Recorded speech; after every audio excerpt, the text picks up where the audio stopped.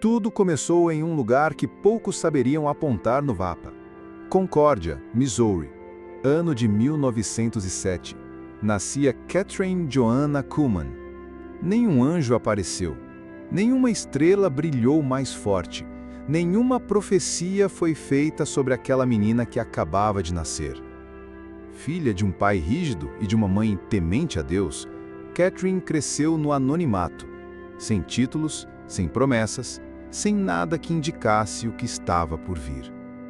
Mas havia algo diferente nela. Uma fome, uma inquietação, algo que ninguém via, mas que queimava por dentro. Era só o começo. O mundo ainda não sabia, mas o céu já tinha marcado o nome dela. Enquanto outras crianças brincavam, Catherine se encontrava perdida em pensamentos sobre eternidade. Era como se sua alma já estivesse buscando o que ainda não conhecia. Ela mesma confessaria mais tarde. Desde pequena, havia algo dentro de mim que dizia: você nasceu para algo mais. Aos 14 anos, num pequeno culto em sua cidade, ela ouviu o evangelho de maneira simples, mas naquela noite, tudo mudou. A palavra a cortou como espada. Seu coração se apertou, e ali, de pé, entre bancos de madeira e hinos desafinados, Catherine teve seu primeiro encontro com o amor de Deus. Ela se entregou, sem reservas, sem saber exatamente o que isso significava, mas com todo o seu coração. Foi nesse dia que sua jornada começou. Enquanto crescia, Catherine via a fé como algo belo, mas também sério. Não era religião, era relacionamento. Ela falava com Deus como quem fala com um pai que ouve de verdade. Chorava na presença dele, sentia a alma se abrir. E ainda tão jovem, começou a pregar. Não tinha técnica, nem diploma, nem título. Tinha apenas fogo nos olhos e um amor profundo por Jesus. Subia nos púlpitos pequenos das igrejas locais com a Bíblia aberta, as mãos trêmulas e uma frase nos lábios: se o Espírito Santo não estiver aqui, nada vai acontecer. Ela sabia desde o início: sem o Espírito Santo, ela não era nada. A vida de Catherine parecia estar tomando forma. Ela pregava, cantava, sorria, e as pessoas vinham. Mas algo ainda faltava. Não era pecado, não era frieza. Era como se o óleo não tivesse sido derramado por completo. Ela mesma relataria mais tarde que havia um peso dentro de si, um desconforto espiritual, um chamado mais profundo, como se o Espírito Santo dissesse: você me conhece, mas ainda não se entregou por inteiro. Então, ela tomou uma decisão que mudaria tudo. Não foi diante de multidões. Não foi numa cruzada, nem num culto lotado. Foi sozinha, em silêncio. Catherine caiu de joelhos e disse entre lágrimas: eu morro agora. A mulher que sonhava com aplausos, a que queria ser vista, a que fazia planos, ela morre hoje. Espírito Santo, se quiser usar esse vaso quebrado, eu sou tua.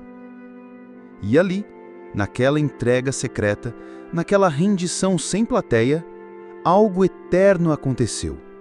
O céu pareceu respirar, o Espírito Santo se inclinou, e algo desceu sobre ela que nunca mais sairia. Foi ali que Catherine Kuhlman morreu, e o ministério do Espírito Santo, por meio de Catherine, nasceu.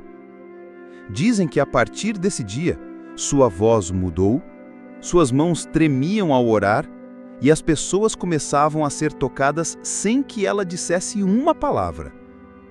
Ela não buscava dons, não anunciava curas, não fazia promessas grandiosas. Catherine apenas falava de Jesus, com um amor tão real, tão sincero, que as pessoas choravam sem entender por quê. Foi numa reunião comum, numa cidade esquecida, que tudo começou. Enquanto pregava sobre o amor de Deus, uma mulher no fundo do auditório começou a gritar. Todos se viraram assustados. Catherine parou. Pensou que fosse algum tipo de distúrbio, mas a mulher gritava: "Fui curada! A dor saiu! Algo me tocou!" E de repente, outra pessoa se levantou. Depois mais uma e outra. Tumores desaparecendo, colunas se endireitando, surdos ouvindo. Catherine tremia.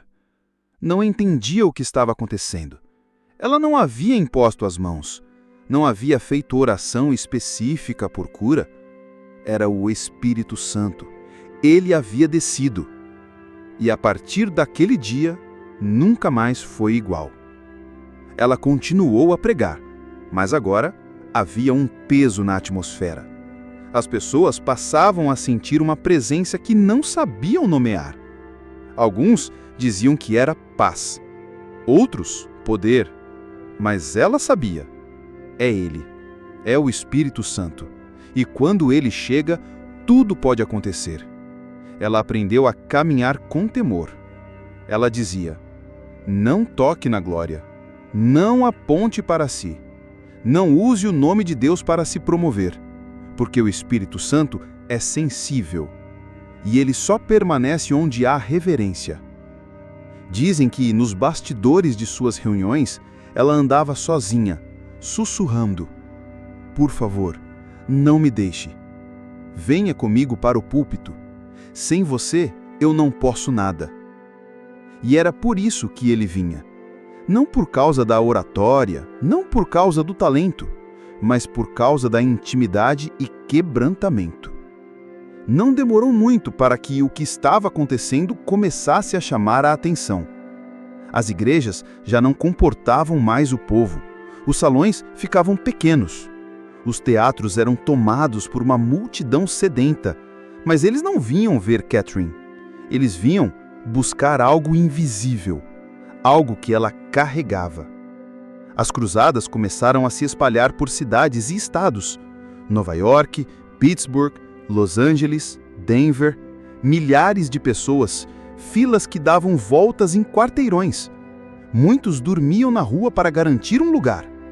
Dizem que durante um culto em Nova York, enquanto Catherine caminhava lentamente pelo corredor do auditório, várias pessoas começaram a cair espontaneamente sobre o poder do Espírito Santo antes mesmo que ela falasse uma palavra. Mas ela nunca se impressionou com a multidão. Sempre repetia, com voz mansa e lágrimas nos olhos: "Eu não sou nada, não tenho poder algum. É o Espírito Santo. Se ele não vier, eu prefiro não subir no palco." Os milagres se multiplicavam, e diferente do que muitos esperavam, Kathleen não chamava ninguém à frente. Não tocava, não gritava. Apenas dizia com doçura: "O Espírito Santo está aqui, e ele já está operando." E então, era como se o céu invadisse o auditório. Homens se levantavam de cadeiras de rodas. Crianças surdas começavam a repetir palavras. Mulheres com câncer declaravam: "A dor saiu." Exames médicos, antes e depois, confirmavam milagres reais. Eram tantos testemunhos que hospitais começaram a enviar observadores. Médicos começaram a arquivar relatórios. E as curas mais inexplicáveis se tornaram provas vivas de que algo sobrenatural estava acontecendo. Dizem que em um dos encontros, uma repórter cética caiu de joelhos no meio do povo, chorando, incontrolavelmente, sem que ninguém a tocasse. Mas Catherine jamais permitiu que sua imagem se tornasse o foco. Ela dizia: "Eu tenho medo que pensem que sou eu. Se isso acontecer, eu prefiro nunca mais ministrar." Ela conhecia a glória de Deus e sabia que não se toca nela impunemente. Não ouse subir a um púlpito sem estar em comunhão com o Espírito Santo. É terreno santo, e onde ele está, milagres acontecem. Dizem que uma vez, um homem que estava cego de nascença foi levado ao culto por amigos. No momento em que Catherine orou, ele abriu os olhos e começou a enxergar pela primeira vez na vida. Médicos presentes ficaram perplexos. Antes da luz, havia silêncio. Antes do microfone, havia lágrimas. Antes da multidão, havia um quarto trancado e uma alma em rendição. Os que trabalhavam com Catherine sabiam. Nunca a interrompa antes da reunião. O camarim não era lugar de conversa, nem de maquiagem exagerada. Era um altar, e ela, uma adoradora solitária, com o rosto em lágrimas, dizendo baixinho: Espírito Santo, se tu não fores comigo, não me deixes sair daqui. Era nesse lugar secreto que o céu se encontrava com a terra. Ali, Catherine sussurrava orações que ninguém ouvia, e pedia uma única coisa: não me permitas tocar tua glória. Não deixes que meu nome seja exaltado. Eu só quero que o Senhor seja visto. Enquanto a multidão lotava os assentos, enquanto câmeras eram ajustadas e músicos testavam os instrumentos, Catherine permanecia ajoelhada, não ensaiando falas, não lendo textos, apenas buscando a presença. Dizem que em algumas reuniões ela demorava a sair porque sentia que o Espírito Santo ainda não havia chegado, e ela preferia esperar do que subir sem ele. Por isso, ela costumava orar longas horas sozinha, e seus colaboradores a ouviam clamando e sorrindo, porque a presença do Espírito Santo era mais real que tudo naquele quarto. Ela sabia que um ministério pode ser bonito aos olhos dos homens, mas se não tiver a unção, é só performance. Por isso, ela cuidava do seu interior mais do que da sua imagem. Você pode impressionar com carisma, mas só transforma com presença. Quando finalmente saía do camarim, ela caminhava lentamente até o palco, com os olhos marejados, as mãos trêmulas e o coração em reverência. E quando pegava o microfone, ela não dizia boa noite. Ela dizia: bem-vindo, Espírito Santo. Você é a única estrela neste lugar. Seria fácil olhar para Catherine e pensar que seu ministério era sobre curas, tumores desaparecendo, pessoas se levantando de cadeiras de rodas, reportagens, registros médicos, auditórios lotados. Mas Catherine sempre deixava claro: milagres são apenas o começo. O maior milagre é o novo nascimento. Ela sabia que não adiantava um corpo sarado com uma alma perdida. Por isso, mesmo em meio a tantos sinais, sua mensagem era simples, direta e carregada de urgência. Você já nasceu de novo? Ela pregava a cruz, não como um símbolo, mas como uma chave para a eternidade. Catherine chorava ao falar de Jesus. Ela não conseguia descrever o Calvário sem se emocionar. Sua voz embargava, as mãos tremiam, e ela dizia: Ele morreu por você. Você vive como se isso fosse verdade? As pessoas iam aos seus cultos buscando cura, mas saíam com os corações quebrantados, muitas vezes mais pelos pecados do que pelas enfermidades. Dizem que em alguns encontros, antes dos milagres começarem, havia gemidos no meio da multidão. Gente se arrependendo, homens caindo de joelhos, mulheres rasgando seus corações diante de Deus. Isso era avivamento verdadeiro, quando a presença de Deus não apenas toca, mas transforma. Catherine sabia que não era popular pregar sobre pecado, mas ela não estava ali para agradar. Ela estava ali para obedecer. E por isso, com voz mansa, ela perguntava: se você morresse hoje, para onde iria a sua alma? Ela dizia que curas são presentes passageiros, mas o céu é eterno.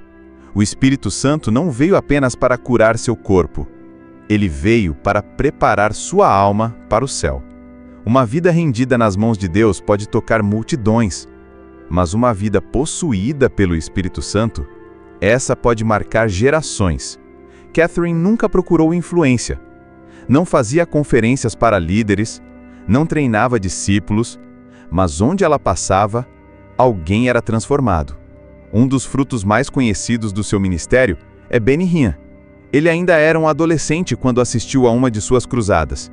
E ali, em meio àquela atmosfera carregada da presença, algo mudou para sempre. Anos depois, ele diria com lágrimas: "Eu não sei explicar o que era. Eu só sabia que Deus estava ali e que eu queria conhecê-lo como ela o conhecia." Benny Hinn passou a buscar o Espírito Santo como Catherine buscava, e com o tempo se tornaria um dos maiores evangelistas de cura do mundo. Mas ele sempre fez questão de dizer: "A unção que carrego hoje é fruto da fome que ela gerou em mim." Mas Catherine influenciou muitos outros. David Wilkerson, homem de oração e fogo, confessou que aprendeu a reverenciar a presença assistindo aos cultos dela. T.L. Osborne, missionário e evangelista, disse que sentiu um tipo de glória que nunca havia experimentado. Líderes pentecostais da Coreia do Sul, da África e da América Latina buscaram encontros com ela não para receber técnica, mas para ver com os seus próprios olhos o que a glória de Deus podia fazer através de alguém quebrantado. Dizem que artistas de Hollywood, intelectuais e até políticos entravam escondidos nos auditórios de Catherine e saíam em silêncio, com os olhos marejados, incapazes de explicar o que haviam sentido. Não era carisma, não era fama, era a testemunha invisível do Espírito Santo agindo em todos os cantos da sala. Catherine não se preocupava com sua imagem pública. Ela se preocupava com uma única coisa: que o Espírito Santo se agrade de mim.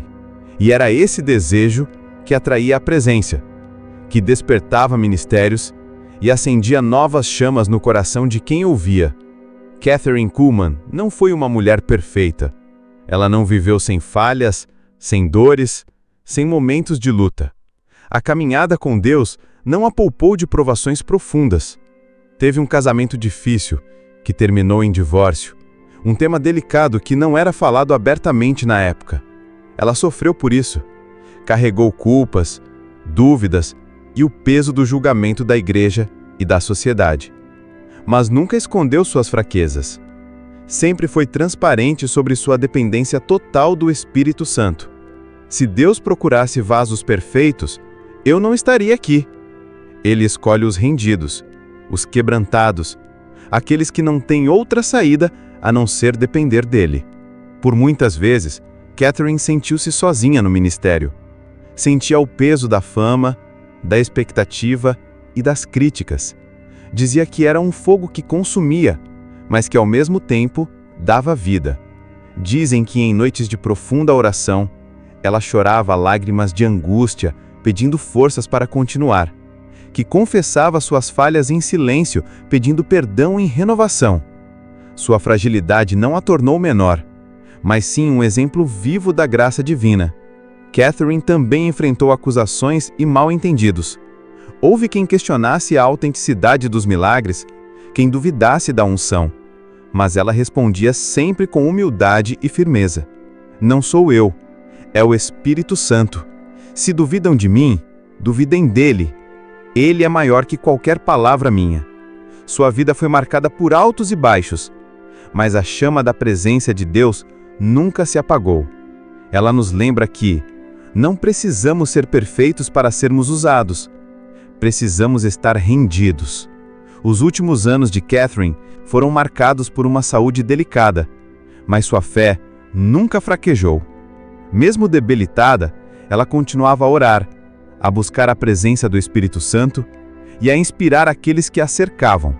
Até seus últimos dias dizia: "Enquanto eu tiver fôlego, quero que o Espírito Santo seja glorificado." Sua ministração oficial encerrou-se na década de 1970, mas o que ela plantou continuou a crescer como um fogo vivo. Seus cultos foram gravados em vídeo e exibidos em várias partes do mundo, alcançando gerações que jamais a conheceram pessoalmente. Centenas de líderes e evangelistas acreditam a sua própria unção, a inspiração que receberam ao assistir Catherine ministrar. Mesmo após sua morte, em 1976, dizem que a glória que pairava sobre ela permaneceu visível para muitos que a conheceram. Dizem que em seu funeral, uma atmosfera indescritível de paz e poder encheu o local, tocando até os mais céticos. O legado de Kathryn Kuhlman não está apenas nos milagres visíveis, mas na chamada à intimidade com o Espírito Santo, na urgência em buscar mais do céu, na coragem de ser vulnerável diante de Deus. Ela mostrou ao mundo que, mesmo fraca e humana, uma vida totalmente entregue ao Espírito Santo pode mudar o curso da história. Você pode morrer para si mesmo, para que Ele viva em você. E esse é o convite que permanece aberto hoje. Kathryn Kuhlman nos deixou muito mais do que relatos de milagres. Nos deixou um convite, um chamado para todos que desejam viver uma vida que realmente vale a pena. Ela nos ensinou que o maior milagre não é a cura do corpo, mas a transformação da alma. Que não basta ter dons, é preciso ter intimidade. Você está disposto a morrer para si mesmo, para que o Espírito Santo viva em você? A vida de Kathryn nos desafia a abandonar a superficialidade, a buscar ardentemente a presença de Deus, mesmo quando não é fácil, a sermos vasos quebrantados, dispostos a ser usados por Ele. O Espírito Santo não vem para fazer show, mas para transformar vidas. Hoje, o Espírito Santo ainda está disponível. Ainda quer descer em nossas reuniões, nossos lares, nossos corações, mas Ele procura algo: rendição verdadeira, fome insaciável, humildade profunda. O legado de Kathryn Kuhlman é um lembrete vivo de que avivamento começa dentro de nós. E que um coração rendido pode ser o ponto de partida para um mover poderoso de Deus. Então a pergunta final que fica é para você e para mim: você está disposto a buscar mais do Espírito Santo? Está pronto para abrir mão de tudo e deixar que Ele viva em você? Que a vida de Kathryn Kuhlman nos inspire a ser mais do que espectadores, que sejamos participantes da glória de Deus em nossos dias.